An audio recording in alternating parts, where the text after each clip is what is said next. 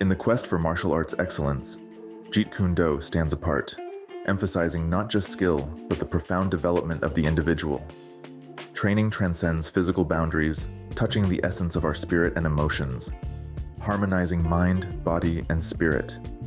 It's about building endurance, strength, and intellect, while equally focusing on preventing and treating injuries. Jeet Kune Do is more than martial arts. It's a pathway to self-discovery and discipline. Through its principles, we learn the art of combat and the importance of safeguarding our well-being. It teaches us the delicate balance of pushing our limits while listening to our bodies.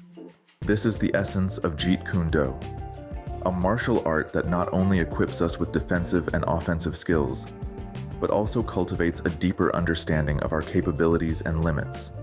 Welcome to the essence of Jeet Kune Do. Preliminaries.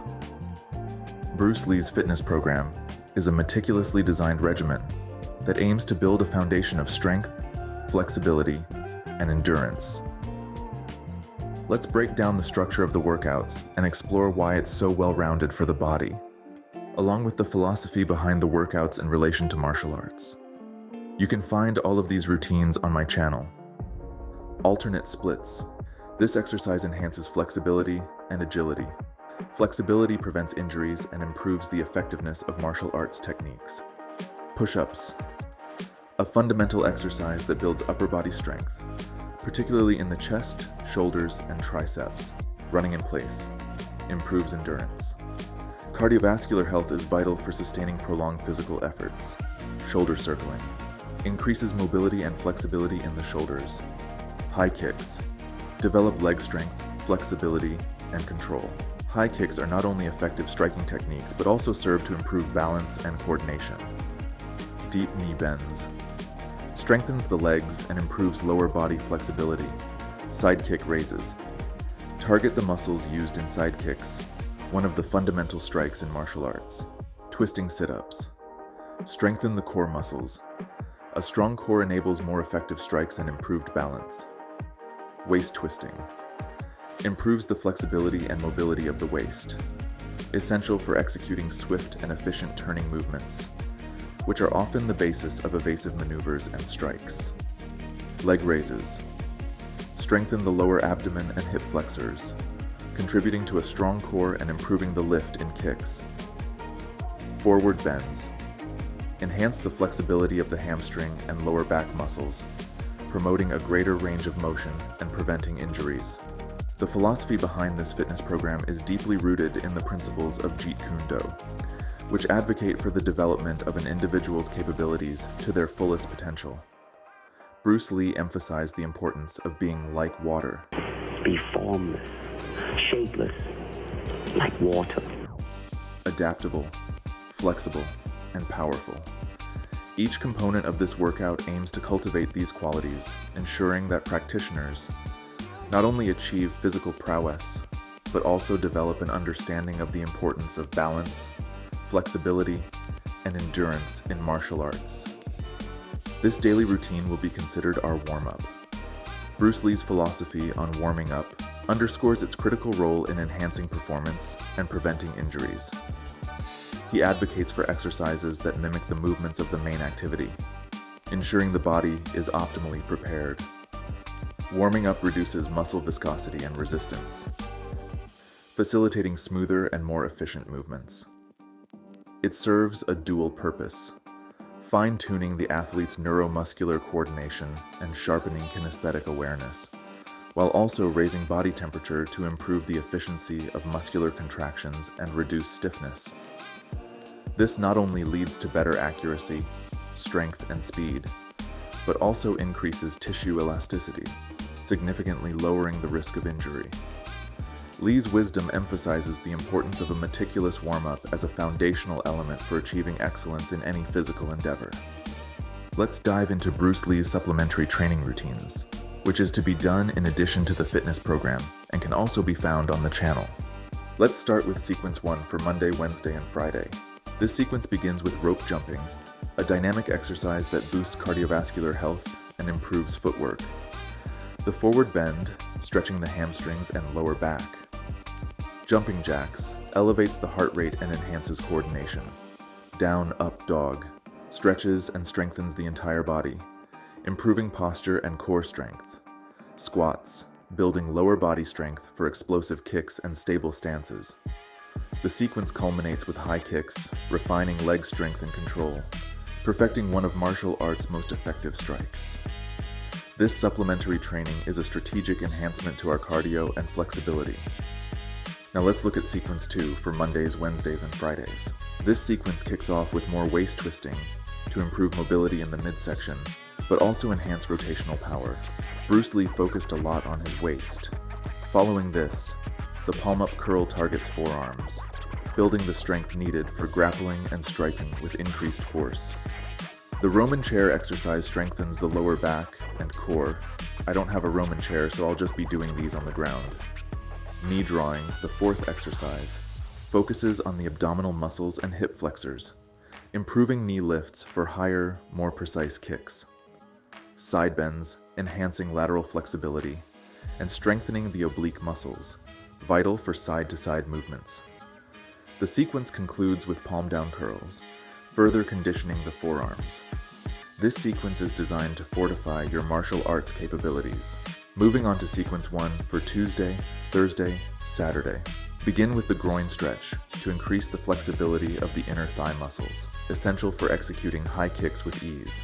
Side leg raises, which target the abductors and glutes, crucial for improving lateral movements and stability. Jumping squats inject explosive power into your lower body for quick, powerful movements in martial arts. Shoulder circling enhances shoulder mobility and endurance. Alternate splits, further advancing your strength and flexibility in the legs and hips. The sequence concludes with the leg stretch, focusing on the hamstrings and calves. This sequence is your key to unlocking superior flexibility, explosive power, and heightened agility. Now let's look at sequence 2 for Tuesday, Thursday, and Saturday. Begin with leg raises, an essential exercise that strengthens the lower abdominals and hip flexors. Reverse curl, targeting the lower abdominals and obliques. The sit-up twist further engages the core, specifically the obliques, enhancing rotational power, necessary for punches and kicks with a twist. The leverage bar twist, a unique exercise that develops rotational strength and endurance in the torso, offering improved power and flexibility for turning movements. Alternate leg raises continue the focus on the lower abdominals, while also challenging coordination and balance. Conclude with the wrist roller, an exercise designed to build forearm strength. This sequence is meant to build a strong and adaptable core. Isometrics, where you hold a position under tension, are pivotal for developing the kind of muscular endurance and peak force generation that martial arts demand. Bruce Lee believed this type of strength training enhanced the recruitment of muscle fibers in action, making the martial artist faster and more powerful. I'll personally do this training once a week, every Sunday. For each exercise, I do 3 sets, maximum output for 15 seconds, then 1 minute rest. Start with the press lockout, an exercise that targets the triceps, shoulders, and core, followed by the press start, which focuses on the initial phase of pressing movements, building explosive power from a static position, enhancing the quickness and force of your strikes. Rise on toes strengthens the calves and improves balance, essential for maintaining footing and executing precise kicking techniques. The pull focuses on the back and biceps, reinforcing the muscles involved in grappling and clinching. The squat isometrically builds the quadriceps, hamstrings, and glutes, foundational for jump height, kicking power, and overall lower body strength. Shrug targets the traps and upper back, enhancing strength and improving posture. Deadlift strengthens the entire posterior chain, critical for explosive movements and preventing injuries by ensuring a strong back and core. The quarter squat hones in on the power generation phase of the squat, crucial for quick, powerful movements required in martial arts. Lastly, the frog kick focuses on the hip flexors and core, vital for improving the explosive power of kicks and knee strikes. For these, you should do at least 45 seconds on, with a 30-second rest. This power training sequence is your blueprint for building unwavering strength and explosive power. Now that we've discussed the training regimen, we're ready to get into basic body positioning and philosophy. Proper posture is a matter of effective interior organization of the body, which can be achieved only by long and well-disciplined practice. The on-guard position, a stance that embodies the essence of readiness, balance, and potential energy, is the cornerstone for executing techniques with precision. It's that position most favorable to the mechanical execution of all the total techniques and skills. It allows for complete relaxation, yet, at the same time, gives muscles a swift reaction time. In martial arts, naturalness is key. It ensures that all muscles can act effortlessly, embodying speed and ease in every move. A correct on-guard posture accomplishes three critical objectives. First, it secures a mechanically advantageous position for initiating the next move, ensuring that the body and its limbs are perfectly aligned for action. Second, it cultivates a poker body, a state of composure that conceals your next move as effectively as a poker face hides a player's hand. Third, it primes the body with the precise tension necessary for quick reactions and high coordination, enabling an immediate response to action. This stance isn't just physical. It's a reflection of a proper spiritual attitude, a readiness of mind as much as body. Embracing this stance means adopting a posture that is not only prepared for any physical confrontation, but also signifies a state of mental readiness, embodying the true spirit of martial arts. Let this on-guard position be your gateway to mastering the art of combat, where every stance is a statement of readiness, every movement a testament to discipline. In Western boxing, the positioning of the head is a critical aspect of defense, optimizing the boxer's stance in close combat. The head aligns vertically, with the chin securely pinned to the collarbone and resting against the inside of the lead shoulder, achieving a balance where the shoulder slightly lifts and the chin modestly drops. This technique avoids the extremes of fully tucking the chin or elevating the shoulder, preventing unnatural neck positions, tension, and fatigue in the lead arm and shoulder. By maintaining this position, boxers ensure their head's muscles and bones are optimally aligned, presenting only the top of the head to opponents and significantly reducing the chance of direct hits to the vulnerable chin, showcasing the strategic depth and defensive sophistication inherent in the sport. In strategy, the positioning of the lead shoulder and hand plays a pivotal role in both defense and offense. Keeping the shoulder loose and the hand slightly lower, in a state of relaxed readiness, enables the fighter to launch attacks with rapid, rapier-like thrusts. This fluidity allows for a variety of hand positions, from low back fist to shoulder height, always maintaining subtle motion for easier initiation of movements. The preference for a low-line position without an extended lead is strategic, as it keeps the fighter's intentions obscured and their movements unpredictable. An extended guard, while seemingly protective, actually introduces significant risks in both attacking and defending. It can telegraph movements, making hooks require preparation, and in defense, it leaves the lead side of the body exposed, allowing the opponent clear insight into the fighter's position and strategy, even offering an opportunity for immobilization. Therefore, adopting a stance that emphasizes a relaxed arm and varied hand positions not only enhances offensive capabilities, but also significantly strengthens defense by keeping the full potential of the fighter's reach and intentions concealed. A testament to the nuanced strategy behind effective combat positioning. The positioning of the rear elbow and hand is crucial for effective defense and readiness to strike. The rear elbow is kept down, protecting the short ribs, while the forearm guards the solar plexus, a vital area. The open palm of the rear hand, facing the opponent, is strategically placed between the opponent and the rear shoulder, aligning with the lead shoulder, offering both defense and the potential for offense. This hand may also rest lightly on the body, ensuring the arm remains relaxed yet ready for action. The incorporation of a circular weaving motion with either or both hands not only confuses opponents but also maintains continuous movement, crucial for defense and creating opportunities to attack. The key is to stay mobile, keeping the hands moving to defend effectively, while always being prepared to launch an attack. The effectiveness of a fighter's stance begins with the placement of the leading foot and leg, dictating the trunk's alignment. Proper positioning of these elements ensures the trunk forms a straight line with the leading leg, optimizing posture. Turning the leading foot and leg inward rotates the body similarly, presenting a narrower target to the opponent and enhancing defense. Conversely, rotating them outward squares the body towards the opponent, offering a larger target but facilitating certain offensive maneuvers. Thus, the stance's orientation, narrow for defense or square for attack, plays a critical role in tactical positioning. Springiness and alertness of footwork is the key theme. The rear heel is raised and cocked, ever ready to pull the trigger into action. You are never set or tensed, but are ready and flexible.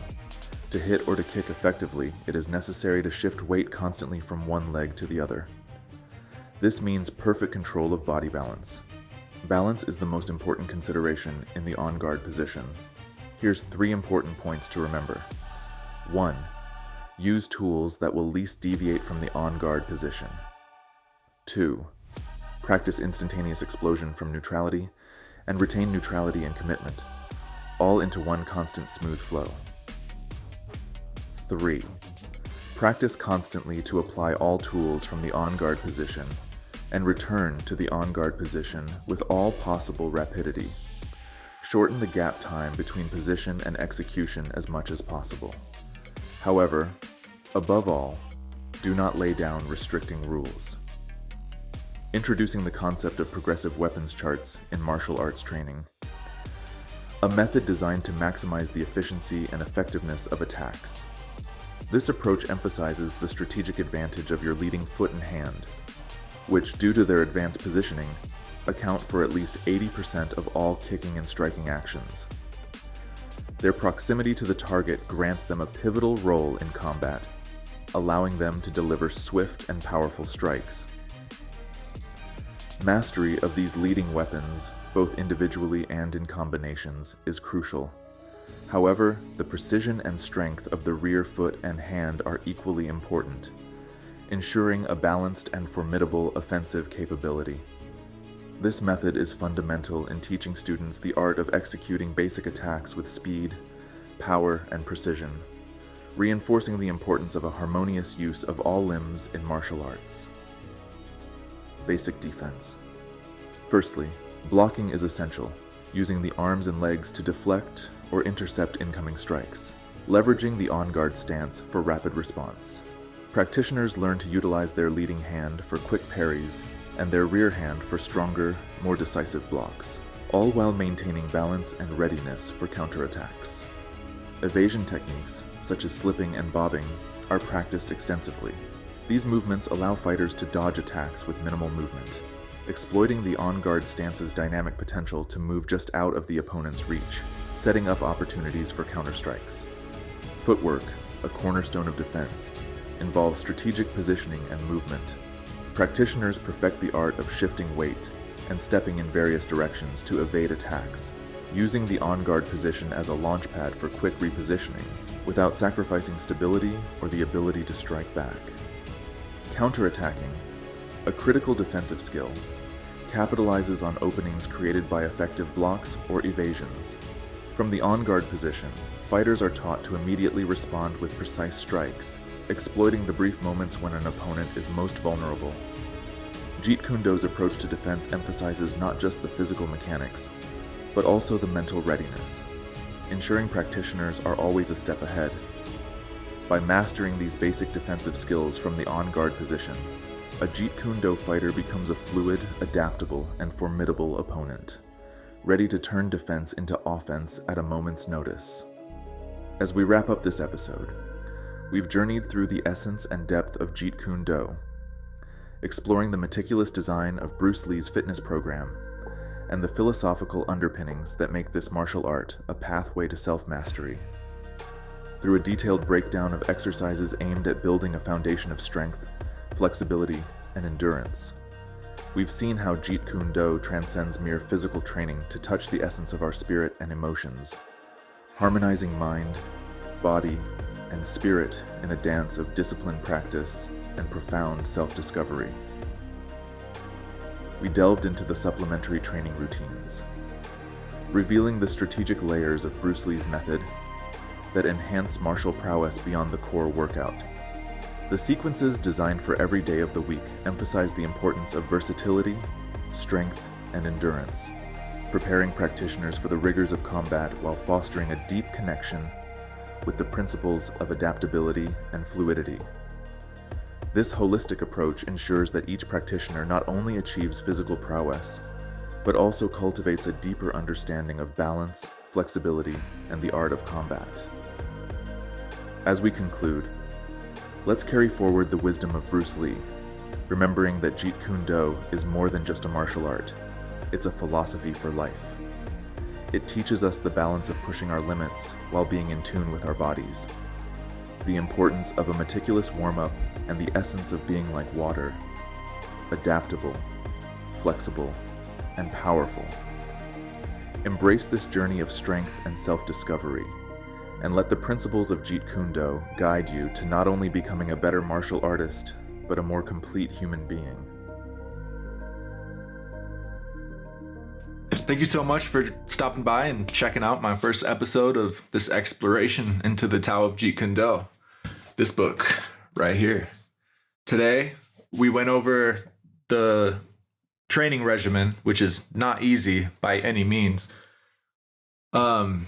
Especially at first, I feel like I was trying to do them right away every day, but I just got too sore. So I had to kind of take a break for a day or two and kind of adapt to the regimen slowly, So I recommend you guys do the same thing. If you can't start it right away, try to do one of them consistently and then work the rest in to your schedule as you can. They're pretty short. They don't take a lot of time. They cover, the whole body, which I really like about it. And the last week I've been doing them consistently and I've noticed a lot of benefits for the body. For instance, my shoulders, they were cracking a lot more than they do now. Same with my knees. And I have tremendous knee problems. I had surgery on my left knee, my meniscus, that just made my knee worse after a really bad snowboarding accident. So I have difficulty there if you ever notice me struggling with certain things in my videos. But I recommend adapting to the training regimen slowly. And once you really get it dialed and are doing it every day, it's really worth it. I've noticed a tremendous difference in my kicking height and just the comfort level with my kicking. This is only after a couple weeks. So that's it for this first episode. A little bit of or getting used to the training regimen, studying the basics of your foundational stance, getting used to these basics before we dive into the next chapters. Because in the next episode, we're going to be going over this chapter, which is, we'll go over some target areas on the body that can be good for striking. But we're going to mainly be going into this chapter on qualities. That's what it's called. We're going to go over some coordination, power, precision, some tips on endurance and shadow boxing, balance, general motion and movement. We'll go further into good form, timing, visual awareness, so seeing things from the corner of your eye, so you can keep your eyes on your opponent, but you can still see things coming and you can block in different directions. That's something you have to work on, so I'll give you guys some exercises to get better at that stuff. Speed. I don't know if you can see this. Is it too bright? But we'll go into further speed exercises and got a whole lot coming for you guys. So it's a lot of work. Even just this first video, it took me 2 weeks. It's a lot of work. So if you guys could throw me some support, subscribe, join me. All right, guys, catch you in the next one. Later.